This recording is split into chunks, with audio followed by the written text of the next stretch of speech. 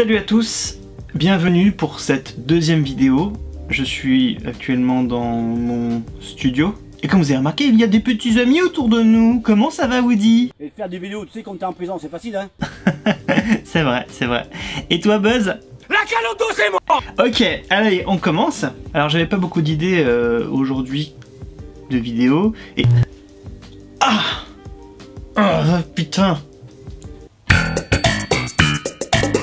Effectivement, aujourd'hui on va parler des décharges électrostatiques, c'est les petits coups de jus là que vous sentez quand vous touchez quelque chose de métallique ou que vous faites un petit bisou à votre collègue. D'ailleurs bonjour.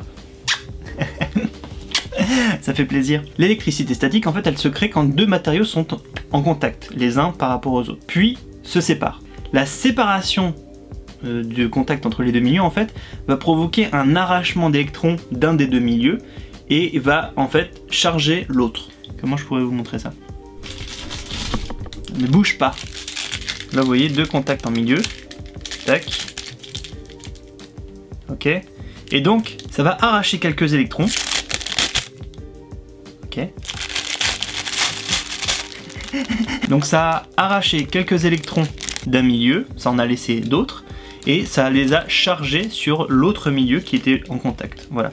Du coup, un des deux milieux est un peu plus chargé en électrons que l'autre, et ce milieu qui du coup est chargé avec plus d'électrons va être plus négatif, et il va se charger ou se décharger en fonction des contacts qu'il va avoir. Cette charge, c'est ce qu'on appelle la charge triboélectrique, et non pas thiboélectrique. Tu es gentil. J'adore rire. Alors maintenant, en ce qui nous concerne, il faut savoir que notre corps est constamment en déséquilibre électrostatique. Il passe son temps à prendre des électrons d'un milieu, à en donner à un autre, à se charger de plus en plus comme ça, comme une cocotte minute qui va bouillir et qui va peut-être péter un jour. Putain, mais on est des vrais bombes dans la seconde. Ce phénomène en fait a été découvert par hasard par Thalès, oui, le mec des triangles. Il l'a découvert en fait en prenant de l'ambre et en la frottant. Et suite à ce contact, il s'est rendu compte qu'il attirait des petits objets. Oh, oh, j'ai le pouvoir. Tu peux toi aussi faire ça chez toi en frottant tes vêtements avec une règle ou tes cheveux avec un ballon de baudruche. Hé partenaire, je suis ton ami. Le fait d'être chargé plutôt positivement ou négativement, ça va créer ce qu'on appelle un potentiel. En gros, quand on utilise le terme potentiel, ça veut dire qu'il y a une histoire d'énergie quelque part, tu vois. Par exemple, la gravité. Plus tu vas monter, genre dans un avion par exemple, plus tu vas monter de plus en plus haut, tu vas te charger en ce qu'on appelle l'énergie potentielle, qui va augmenter de plus en plus en fonction que tu vas grimper et grimper. Cette énergie dite potentielle est appelée l'énergie potentielle de pesanteur. Et cette énergie potentielle de pesanteur peut se transformer en une autre énergie qu'on appelle l'énergie cinétique. Tu vas bien t'en rendre compte, si tu sautes de l'avion, tu vas gagner en vitesse à mesure que tu vas descendre et donc du coup perdre en énergie potentielle de pesanteur. Donc l'énergie potentielle s'est transformée en une autre énergie que tu peux plus sentir facilement. Ici c'est pareil, en te chargeant d'électrons, tu vas te charger en énergie potentielle électrostatique qui n'a qu'une seule envie, c'est de se changer en une autre énergie. Et c'est ce qui va se passer quand tu vas toucher quelqu'un ou quelque chose qui a moins d'énergie que toi. Et le coup de jus sera d'autant plus grand qu'il y aura une différence entre vos deux charges, c'est ce qu'on appelle une différence de potentiel. Et comme cette décharge électrostatique est le phénomène qui crée des éclairs, je te laisse imaginer la différence de potentiel qu'il y a entre le sol et le ciel. Donc, arrête de te plaindre avec tes petites châtaignes.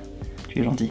Alors déjà, pourquoi je t'en parle? Si t'es sensible à ce genre de phénomène, t'as dû remarquer que ça se passe beaucoup plus souvent en hiver, et du coup peut-être tu te demandes pourquoi. Eh bien, même si tu te poses pas la question, je vais te répondre. En fait, c'est juste parce que l'air est beaucoup plus sec en hiver, tout simplement. Je suppose que tu sais que autour de toi, l'air est chargé en vapeur d'eau. La vapeur d'eau, en fait, l'eau tout simplement, c'est un matériau qui est conducteur et qui du coup permet de dissiper beaucoup plus facilement l'énergie électrostatique que tu as en toi. Ça la dissipe dans l'air.